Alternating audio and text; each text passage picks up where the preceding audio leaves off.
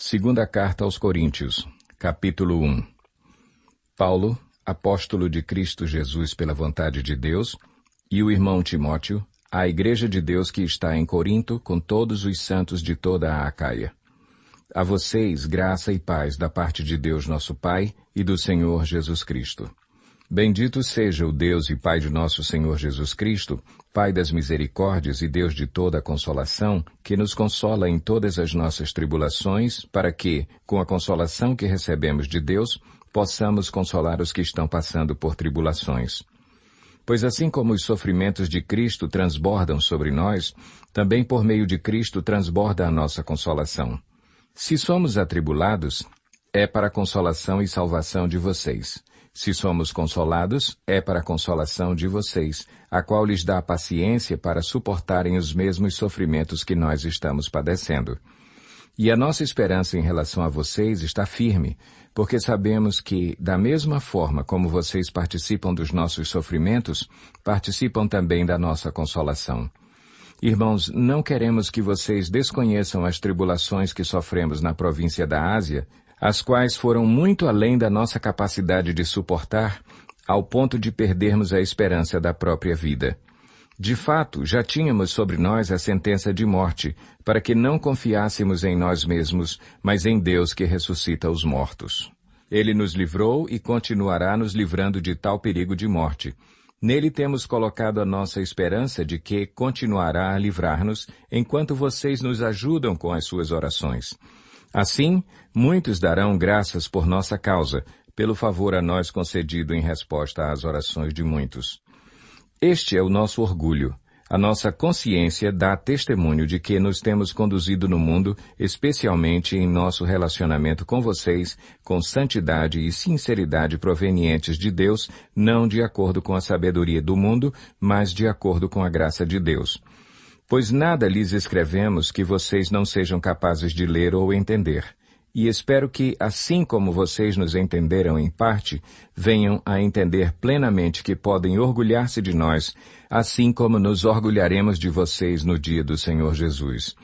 Confiando nisso e para que vocês fossem duplamente beneficiados, planejava primeiro visitá-los em minha ida à Macedônia e voltar a vocês vindo de lá, para que me ajudassem em minha viagem para a Judéia. Quando planejei isso, será que o fiz levianamente? Ou será que faço meus planos de modo mundano, dizendo ao mesmo tempo sim e não?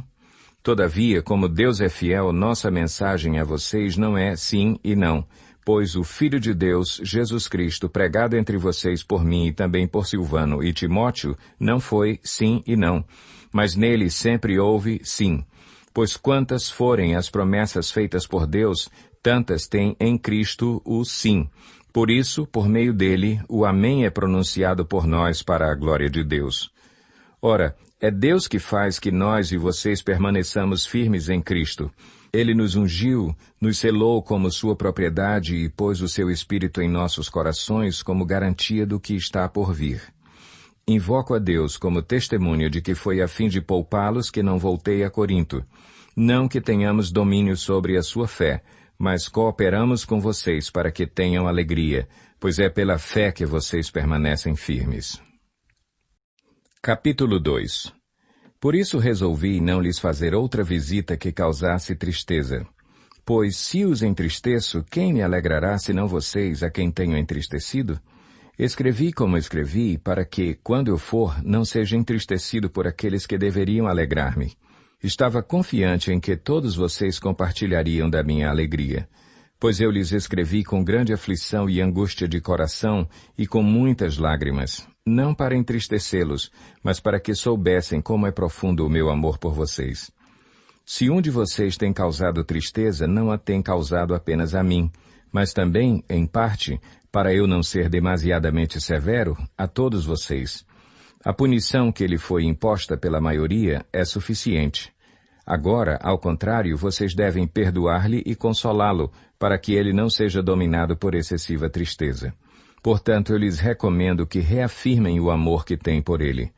Eu lhes escrevi com o propósito de saber se vocês seriam aprovados, isto é, se seriam obedientes em tudo. Se vocês perdoam a alguém, eu também perdoo. E aquilo que perdoei, se é que havia alguma coisa para perdoar, perdoei na presença de Cristo, por amor a vocês, a fim de que Satanás não tivesse vantagem sobre nós, pois não ignoramos as suas intenções. Quando cheguei a Troade para pregar o Evangelho de Cristo e vi que o Senhor me havia aberto uma porta, ainda assim, não tive sossego em meu espírito, porque não encontrei ali meu irmão Tito. Por isso, despedi-me deles e fui para a Macedônia. Mas graças a Deus, que sempre nos conduz vitoriosamente em Cristo e por nosso intermédio exala em todo lugar a fragrância do seu conhecimento. Porque, para Deus, somos o aroma de Cristo entre os que estão sendo salvos e os que estão perecendo. Para estes somos cheiro de morte, para aqueles, fragrância de vida. Mas quem está capacitado para tanto? Ao contrário de muitos, não negociamos a palavra de Deus visando lucro. Antes, em Cristo, falamos diante de Deus com sinceridade, como homens enviados por Deus. Capítulo 3. Será que com isso estamos começando a nos recomendar a nós mesmos novamente? Será que precisamos, como alguns, de cartas de recomendação para vocês ou da parte de vocês? Vocês mesmos são a nossa carta, escrita em nosso coração, conhecida e lida por todos. Vocês demonstram que são uma carta de Cristo, resultado do nosso ministério, escrita não com tinta, mas com o Espírito do Deus vivo, não em tábuas de pedra, mas em tábuas de corações humanos. Tal é a confiança que temos diante de Deus por meio de Cristo. Não que possamos reivindicar qualquer coisa com base em nossos próprios méritos, mas a nossa capacidade vem de Deus. Ele nos capacitou para sermos ministros de uma nova aliança, não da letra, mas do Espírito, pois a letra mata, mas o Espírito vivifica. O ministério que trouxe a morte foi gravado com letras em pedras, mas esse ministério veio com tal glória que os israelitas não podiam fixar os olhos na face de Moisés, por causa do resplendor do seu rosto, ainda que desvanecente. Não será o ministério do Espírito ainda muito mais glorioso? Se era glorioso o ministério que trouxe condenação, quanto mais glorioso será o ministério que produz justificação. Pois o que outrora foi glorioso, agora não tem glória, em comparação com a glória insuperável. E se o que estava se desvanecendo se manifestou com glória, quanto maior será a glória do que permanece. Portanto, visto que temos tal esperança, mostramos muita confiança. Não somos como Moisés, que colocava um véu sobre a face para que os israelitas não contemplassem o resplendor que se desvanecia. Na verdade, a mente deles se fechou, pois até hoje o mesmo véu permanece quando é lida a antiga aliança. Não foi retirado, porque é somente em Cristo que ele é removido. De fato, até o dia de hoje, quando Moisés é lido, um véu cobre os seus corações. Mas quando alguém se converte ao Senhor, o véu é retirado. Ora, o Senhor é o Espírito, e onde está o Espírito do Senhor, ali há liberdade. E todos nós, que com a face descoberta contemplamos a glória do Senhor, segundo a sua imagem estamos sendo transformados com glória cada vez maior, a qual vem do Senhor, que é o Espírito. Capítulo 4. Portanto, visto que temos este ministério pela misericórdia que nos foi dada, não desanimamos. Antes, renunciamos aos procedimentos secretos e vergonhosos. Não usamos de engano, nem torcemos a palavra de Deus. Ao contrário, mediante a clara exposição da verdade, recomendamo-nos à consciência de todos diante de Deus. Mas se o nosso evangelho está encoberto, para os que estão perecendo é que está encoberto. O Deus desta era cegou o entendimento dos descrentes, para que não vejam a luz do evangelho da glória de Cristo, que é a imagem de Deus. Mas não pregamos a nós mesmos, mas a Jesus Cristo, o Senhor, e a nós como escravos de vocês, por causa de Jesus. Pois Deus que disse, das trevas resplandeça a luz, Ele mesmo brilhou em nossos corações para a iluminação do conhecimento da glória de Deus na face de Cristo. Mas temos esse tesouro em vasos de barro, para mostrar que este poder que a tudo excede provém de Deus e não de nós. De todos os lados somos pressionados, mas não desanimados. Ficamos perplexos, mas não desesperados. Somos perseguidos, mas não abandonados. Abatidos, mas não destruídos. Trazemos sempre em nosso corpo o morrer de Jesus, para que a vida de Jesus também seja revelada em nosso corpo. Pois nós que estamos vivos somos sempre entregues à morte por amor a Jesus, para que a sua vida também se manifeste em nosso corpo mortal. De modo que em nós atua a morte, mas em vocês a vida. Está escrito: "Crie, por isso falei." Com esse mesmo espírito de fé nós também cremos e, por isso, falamos. Porque sabemos que aquele que ressuscitou o Senhor Jesus dentre os mortos, também nos ressuscitará com Jesus e nos apresentará com vocês. Tudo isso é para o bem de vocês, para que a graça que está alcançando um número cada vez maior de pessoas faça que transbordem as ações de graças para a glória de Deus. Por isso, não desanimamos. Embora exteriormente estejamos a desgastar-nos, interiormente estamos sendo renovados dia após dia, pois os nossos sofrimentos leves e momentâneos estão produzindo para nós uma glória eterna que pesa mais do que todos eles. Assim, fixamos os olhos não naquilo que se vê, mas no que não se vê, pois o que se vê é transitório, mas o que não se vê é eterno. Capítulo 5. Sabemos que, se for destruída a temporária habitação terrena em que vivemos, temos da parte de Deus um edifício, uma casa eterna nos céus, não construída por mãos humanas. Enquanto isso, gememos, desejando ser revestidos da nossa habitação celestial, porque, estando vestidos, não seremos encontrados nus. Pois, enquanto estamos nesta casa, gememos e nos angustiamos, porque não queremos ser despidos, mas revestidos da nossa habitação celestial, para que aquilo que é mortal seja absorvido pela vida. Foi Deus que nos preparou para esse propósito, dando-nos o Espírito como garantia do que está por vir. Portanto, temos sempre confiança e sabemos que, enquanto estamos no corpo, estamos longe do Senhor. Porque vivemos por fé e não pelo que vemos. Temos, pois, confiança e preferimos estar ausentes do corpo e habitar com o Senhor. Por isso temos o propósito de lhe agradar, quer estejamos no corpo, quer o deixemos. Pois todos nós devemos comparecer perante o tribunal de Cristo, para que cada um receba de acordo com as obras praticadas por meio do corpo, quer sejam boas, quer sejam más. Uma vez que conhecemos o temor ao Senhor, procuramos persuadir os homens. O que somos está manifesto diante de Deus, e esperamos que esteja manifesto também diante da consciência de vocês.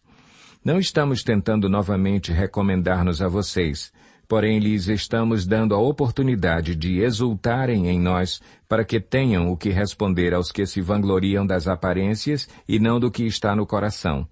Se enlouquecemos, é por amor a Deus. Se conservamos o juízo, é por amor a vocês. Pois o amor de Cristo nos constrange, porque estamos convencidos de que um morreu por todos, logo todos morreram. E ele morreu por todos para que aqueles que vivem já não vivam mais para si mesmos, mas para aquele que por eles morreu e ressuscitou. De modo que, de agora em diante, a ninguém mais consideramos do ponto de vista humano. Ainda que antes tenhamos considerado Cristo dessa forma, agora já não o consideramos assim. Portanto, se alguém está em Cristo, é nova criação. As coisas antigas já passaram, eis que surgiram coisas novas. Tudo isso provém de Deus, que nos reconciliou consigo mesmo por meio de Cristo e nos deu o ministério da reconciliação, ou seja, que Deus em Cristo estava reconciliando consigo o mundo, não levando em conta os pecados dos homens, e nos confiou a mensagem da reconciliação. Portanto, somos embaixadores de Cristo, como se Deus estivesse fazendo o seu apelo por nosso intermédio. Por amor a Cristo lhes suplicamos, reconciliem-se com Deus. Deus tornou pecado por nós aquele que não tinha pecado, para que nele nos tornássemos justiça de Deus. Capítulo 6. Como cooperadores de Deus, insistimos com vocês para não receberem em vão a graça de Deus. Pois ele diz, eu o ouvi no tempo favorável e o socorri no dia da salvação.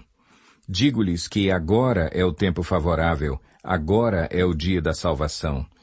Não damos motivo de escândalo a ninguém em circunstância alguma, para que o nosso ministério não caia em descrédito. Ao contrário, como servos de Deus, recomendamo-nos de todas as formas, em muita perseverança, em sofrimentos, privações e tristezas, em açoites, prisões e tumultos, em trabalhos árduos, noites sem dormir e jejuns, em pureza, conhecimento, paciência e bondade, no Espírito Santo e no amor sincero, na palavra da verdade e no poder de Deus, com as armas da justiça, quer de ataque, quer de defesa, por honra e por desonra, por difamação e por boa fama, tidos por enganadores, sendo verdadeiros, como desconhecidos apesar de bem conhecidos, como morrendo, mas eis que vivemos, espancados, mas não mortos, entristecidos, mas sempre alegres, pobres, mas enriquecendo muitos outros, nada tendo, mas possuindo tudo. Falamos abertamente a vocês, coríntios, e lhes abrimos todo o nosso coração. Não lhes estamos limitando o nosso afeto, mas vocês estão limitando o afeto que têm por nós. Numa justa compensação, falo como a meus filhos, abram também o coração para nós. Não se ponham em julgo desigual com descrentes, pois o que tem em comum a justiça e a maldade? Ou que comunhão pode ter a luz com as trevas? Que harmonia entre Cristo e Belial? Que há de comum entre o crente e o descrente? Que acordo há entre o templo de Deus e os ídolos? Pois somos santuário do Deus vivo. Como disse Deus, habitarei com eles e entre eles andarei. Serei o seu Deus e eles serão o meu povo. Portanto, saiam do meio deles e separem-se, diz o Senhor. Não toquem em coisas impuras, e eu os receberei e lhes serei pai, e vocês serão meus filhos e minhas filhas, diz o Senhor Todo-Poderoso. Capítulo 7. Amados, visto que temos essas promessas, purifiquemo-nos de tudo o que contamina o corpo e o espírito, aperfeiçoando a santidade no temor de Deus. Concedam-nos lugar no coração de vocês. A ninguém prejudicamos, a ninguém causamos dano, a ninguém exploramos. Não digo isso para condená-los, já lhes disse que vocês estão em nosso coração para juntos morrermos ou vivermos. Tenho grande confiança em vocês e de vocês tenho muito orgulho. Sinto-me bastante encorajado, minha alegria transborda em todas as tribulações. Pois quando chegamos à Macedônia não tivemos nenhum descanso, mas fomos atribulados de toda forma, conflitos externos, temores internos. Deus, porém, que consola os abatidos, consolou-nos com a chegada de Tito, e não apenas com a vinda dele, mas também com a consolação que vocês lhe deram. Ele nos falou da saudade, da tristeza e da preocupação de vocês por mim, de modo que a minha alegria se tornou ainda maior. Mesmo que a minha carta lhes tenha causado tristeza, não me arrependo. É verdade que a princípio me arrependi, pois percebi que a minha carta os entristeceu, ainda que por pouco tempo. Agora, porém, me alegro, não porque vocês foram entristecidos, mas porque a tristeza os levou ao arrependimento. Pois vocês se entristeceram como Deus desejava, e de forma alguma foram prejudicados por nossa causa. A tristeza, segundo Deus, não produz remorso, mas sim um arrependimento que leva à salvação. E a tristeza, segundo o mundo, produz morte. Vejam o que esta tristeza, segundo Deus, produziu em vocês. Que dedicação, que desculpas, que indignação, que temor, que saudade, que preocupação, que desejo de ver a justiça feita. Em tudo vocês se mostraram inocentes a esse respeito. Assim, se lhes escrevi, não foi por causa daquele que cometeu o erro, nem daquele que foi prejudicado, mas para que diante de Deus vocês pudessem ver por si próprios como são dedicados a nós. Por isso, tudo fomos revigorados. Além de encorajados, ficamos mais contentes ainda ao ver como Tito estava alegre, porque seu espírito recebeu refrigério de todos vocês.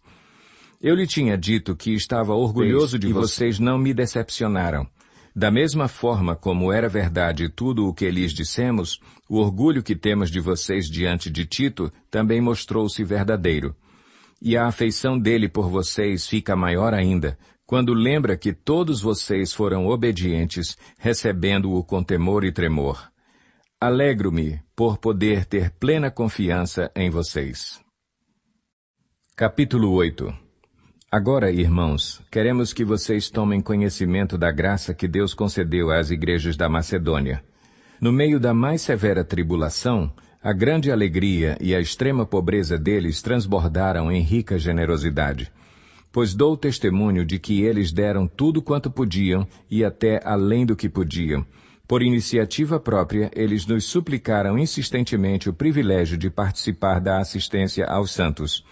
E não somente fizeram o que esperávamos, mas entregaram-se primeiramente a si mesmos ao Senhor e depois a nós, pela vontade de Deus. Assim, recomendamos a Tito que, assim como ele já havia começado, também completasse esse ato de graça da parte de vocês. Todavia, assim como vocês se destacam em tudo, na fé, na palavra, no conhecimento, na dedicação completa e no amor que vocês têm por nós, destaquem-se também neste privilégio de contribuir. Não lhes estou dando uma ordem, mas quero verificar a sinceridade do amor de vocês, comparando-o com a dedicação dos outros. Pois vocês conhecem a graça de nosso Senhor Jesus Cristo, que, sendo rico, se fez pobre por amor de vocês, para que por meio de sua pobreza vocês se tornassem ricos. Este é meu conselho. Convém que vocês contribuam, já que desde o ano passado vocês foram os primeiros, não somente a contribuir, mas também a propor esse plano. Agora, completem a obra, para que a forte disposição de realizá-la seja igualada pelo zelo em concluí-la, de acordo com os bens que vocês possuem. Porque, se há prontidão, a contribuição é aceitável de acordo com aquilo que alguém tem, e não de acordo com o que não tem. Nosso desejo não é que outros sejam aliviados enquanto vocês são sobrecarregados, mas que haja igualdade. No presente momento, a fartura de vocês suprirá a necessidade deles, para que, por sua vez, a fartura deles supra a necessidade de vocês. Então haverá igualdade, como está escrito: quem tinha recolhido muito não teve demais, e não faltou a quem tinha recolhido pouco. Agradeço a Deus por ter Ele posto no coração de Tito o mesmo cuidado que tenho por vocês, pois Tito não apenas aceitou o nosso pedido, mas está indo até vocês com muito entusiasmo e por iniciativa própria. Com ele estamos enviando o irmão que é recomendado por todas as igrejas por seu serviço no Evangelho. Não só por isso, mas ele também foi escolhido pelas igrejas para nos acompanhar quando formos ministrar esta doação, o que fazemos para honrar o próprio Senhor e mostrar a nossa disposição. Queremos evitar que alguém nos critique quanto ao nosso modo de administrar essa generosa oferta, pois estamos tendo o cuidado de fazer o que é correto, não apenas aos olhos do Senhor, mas também aos olhos dos homens. Além disso, estamos enviando com eles o nosso irmão que muitas vezes e de muitas maneiras já nos provou que é muito dedicado, e agora ainda mais por causa da grande confiança que ele tem em vocês. Quanto a Tito, ele é meu companheiro e cooperador entre vocês. Quanto a nossos irmãos, eles são representantes das igrejas e uma honra para Cristo. Portanto, diante das demais igrejas, demonstrem a esses irmãos a prova do amor que vocês têm e a razão do orgulho que temos de vocês. Capítulo 9. Não tenho necessidade de escrever-lhes a respeito dessa assistência aos santos. Reconheço a sua disposição em ajudar e já mostrei aos macedônios o orgulho que tenho de vocês, dizendo-lhes que, desde o ano passado, vocês da Acaia estavam prontos a contribuir, e a dedicação de vocês motivou a muitos. Contudo, estou enviando os irmãos para que o orgulho que temos de vocês a esse respeito não seja em vão, mas que vocês estejam preparados, como eu disse que estariam, a fim de que, se alguns macedônios forem comigo e os encontrarem despreparados, nós, para não mencionar vocês, não fiquemos envergonhados por tanta confiança que tivemos. Assim, achei necessário recomendar que os irmãos os visitem antes e concluam os preparativos para a contribuição que vocês prometeram. Então, ela estará pronta como oferta generosa e não como algo dado com avareza. Lembrem-se, aquele que semeia pouco, também colherá pouco, e aquele que semeia com fartura, também colherá fartamente. Cada um dê conforme determinou em seu coração, não com pesar ou por obrigação, pois Deus ama quem dá com alegria. E Deus é poderoso para fazer que lhe seja acrescentada toda a graça, para que em todas as coisas, em todo o tempo, tendo tudo o que é necessário, vocês transbordem em toda boa obra. Como está escrito, distribuiu, deu os seus bens aos necessitados, a sua justiça dura para sempre. Aquele que supre a semente ao que semeia e o pão ao que come, também lhes suprirá e multiplicará a semente e fará crescer os frutos da sua justiça. Vocês serão enriquecidos de todas as formas, para que possam ser generosos em qualquer ocasião e, por nosso intermédio, a sua generosidade resulte em ação de graças a Deus. O serviço ministerial que vocês estão realizando não está apenas suprindo as necessidades do povo de Deus, mas também transbordando em muitas expressões de gratidão a Deus. Por meio dessa prova de serviço ministerial, outros louvarão a Deus pela obediência que acompanha a confissão que vocês fazem do Evangelho de Cristo e pela generosidade de vocês em compartilhar seus bens com eles e com todos os outros. E nas orações que fazem por vocês, eles estarão cheios de amor por vocês, por causa da insuperável graça que Deus tem dado a vocês. Graças a Deus por seu dom indescritível. Capítulo 10. Eu, Paulo, pela mansidão e pela bondade de Cristo, apelo para vocês. Eu que sou humilde quando estou face a face com vocês, mas audaz quando ausente. Rogo-lhes que, quando estiver presente, não me obriguem a agir com audácia, tal como penso que ousarei fazer para com alguns que acham que procedemos segundo os padrões humanos. Pois, embora vivamos como homens, não lutamos segundo os padrões humanos. As armas com as quais lutamos não são humanas, ao contrário, são poderosas em Deus para destruir fortalezas. Destruímos argumentos e toda a pretensão que se levanta contra o conhecimento de Deus e levamos cativo todo pensamento para torná-lo obediente a Cristo. E estaremos prontos para punir todo ato de desobediência, uma vez estando completa a obediência de vocês. Vocês observam apenas a aparência das coisas.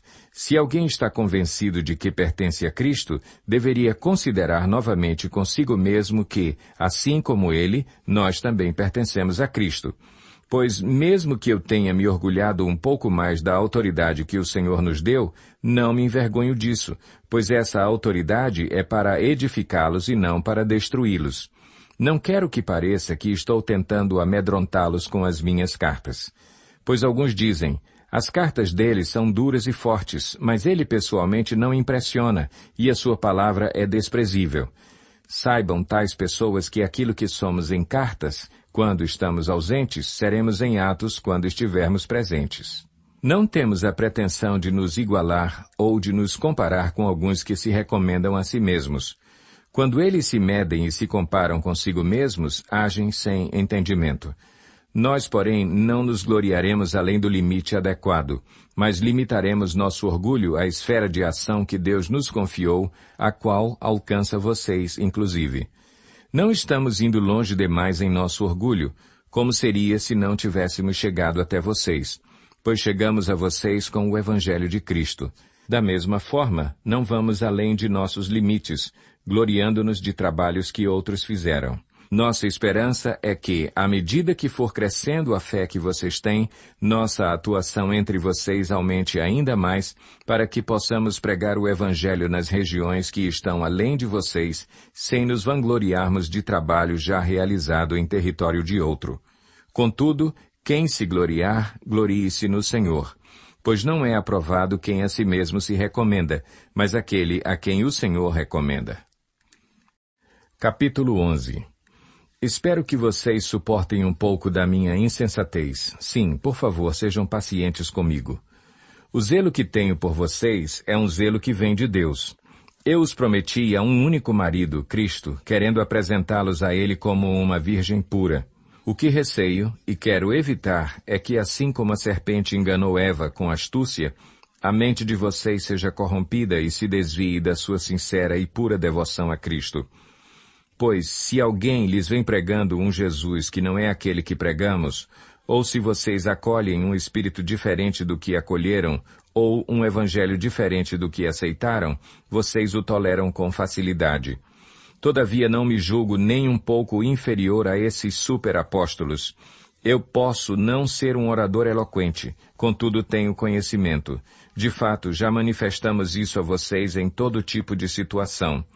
Será que cometi algum pecado ao humilhar-me a fim de elevá-los, pregando-lhes gratuitamente o Evangelho de Deus? Despojei outras igrejas, recebendo delas sustento a fim de servi-los. Quando estive entre vocês e passei por alguma necessidade, não fui um peso para ninguém, pois os irmãos, quando vieram da Macedônia, supriram aquilo de que eu necessitava.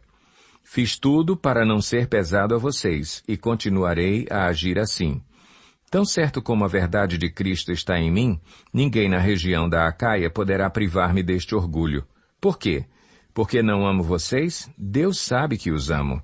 E continuarei fazendo o que faço, a fim de não dar oportunidade àqueles que desejam encontrar ocasião de serem considerados iguais a nós nas coisas de que se orgulham.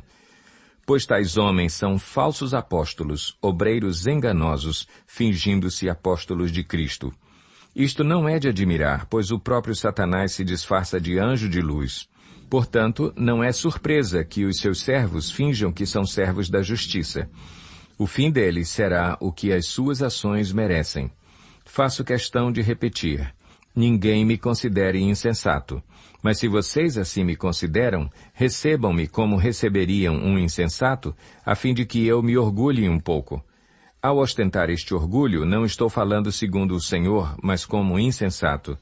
Visto que muitos estão se vangloriando de modo bem humano, eu também me orgulharei. Vocês, por serem tão sábios, suportam de boa vontade os insensatos. De fato, vocês suportam até quem os escraviza ou os explora, ou quem se exalta ou lhes fere a face. Para minha vergonha, admito que fomos fracos demais para isso. Naquilo em que todos os outros se atrevem a gloriar-se, falo como insensato, eu também me atrevo. São eles hebreus? Eu também. São israelitas? Eu também. São descendentes de Abraão? Eu também. São eles servos de Cristo? Estou fora de mim para falar desta forma, eu ainda mais. Trabalhei muito mais. Fui encarcerado mais vezes, fui açoitado mais severamente e exposto à morte repetidas vezes. 5 vezes recebi dos judeus 39 açoites. 3 vezes fui golpeado com varas, 1 vez apedrejado, 3 vezes sofri naufrágio, passei 1 noite e 1 dia exposto à fúria do mar. Estive continuamente viajando de uma parte a outra, enfrentei perigos nos rios, perigos de assaltantes, perigos dos meus compatriotas, perigos dos gentios, perigos na cidade, perigos no deserto, perigos no mar e perigos dos falsos irmãos. Trabalhei arduamente, muitas vezes fiquei sem dormir, passei fome e sede e muitas vezes fiquei em jejum, suportei frio e nudez. Além disso, enfrento diariamente uma pressão interior, a saber, a minha preocupação com todas as igrejas. Quem está fraco que eu não me sinta fraco? Quem não se escandaliza que eu não me queime por dentro? Se devo orgulhar-me, que seja nas coisas que mostram a minha fraqueza. O Deus e Pai do Senhor Jesus, que é bendito para sempre, sabe que não estou mentindo. Em Damasco, o governador nomeado pelo rei Aretas mandou que se vigiasse a cidade para me prender. Mas de uma janela na muralha fui baixado numa cesta e escapei das mãos dele. Capítulo 12. É necessário que eu continue a gloriar-me com isso. Ainda que eu não ganhe nada com isso, passarei às visões e revelações do Senhor. Conheço um homem em Cristo que há 14 anos foi arrebatado ao 3º céu. Se foi no corpo ou fora do corpo, não sei, Deus o sabe. E sei que esse homem, se no corpo ou fora do corpo não sei, mas Deus o sabe, foi arrebatado ao paraíso e ouviu coisas indizíveis, coisas que ao homem não é permitido falar. Nesse homem me gloriarei, mas não em mim mesmo, a não ser em minhas fraquezas. Mesmo que eu preferisse gloriar-me, não seria insensato, porque estaria falando a verdade. Evito fazer isso para que ninguém pense a meu respeito mais do que em mim vê ou de mim ouve. Para impedir que eu me exaltasse por causa da grandeza dessas revelações, foi-me dado um espinho na carne, um mensageiro de Satanás para me atormentar. 3 vezes roguei ao Senhor que o tirasse de mim. Mas ele me disse, minha graça é suficiente para você, pois o meu poder se aperfeiçoa na fraqueza. Portanto, eu me gloriarei ainda mais alegremente em minhas fraquezas, para que o poder de Cristo repouse em mim. Por isso, por amor de Cristo, regozijo-me nas fraquezas, nos insultos, nas necessidades, nas perseguições, nas angústias, pois, quando sou fraco, é que sou forte. Fui insensato, mas vocês me obrigaram a isso. Eu devia ser recomendado por vocês, pois em nada sou inferior aos superapóstolos, embora eu nada seja. As marcas de um apóstolo, sinais, maravilhas e milagres, foram demonstradas entre vocês com grande perseverança. Em que vocês foram inferiores às outras igrejas, exceto no fato de eu nunca ter sido um peso para vocês? Perdoem-me esta ofensa.